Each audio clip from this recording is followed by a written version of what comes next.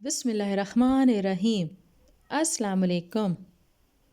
مسجد نبوی کے ارد گرد چند کمرے تعمیر کیے گئے تاکہ ان میں نبی اکرم صلی اللہ علیہ وسلم اور آپ کے اہل خانہ رہائش پذیر ہوں۔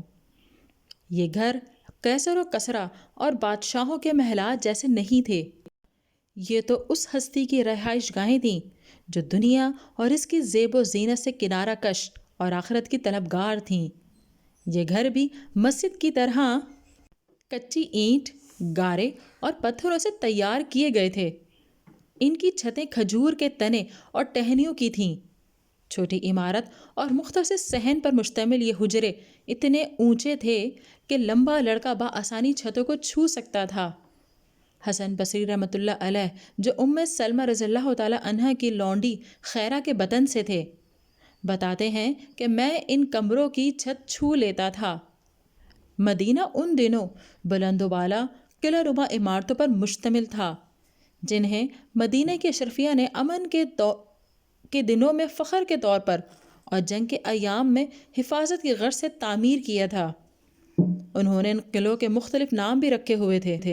چنانچہ عبداللہ بن ابی ابن سلول کے قلعے کا نام مزاحم یعنی مزاحمت کار، اور حسان بن ثابت رضی اللہ تعالیٰ عنہ کے قلعے کا نام فارا یعنی بلند و بالا تھا۔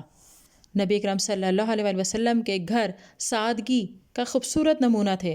آپ صلی اللہ علیہ وسلم چاہتے تو بلند و بالا محلات تعمیر کروا سکتے تھے۔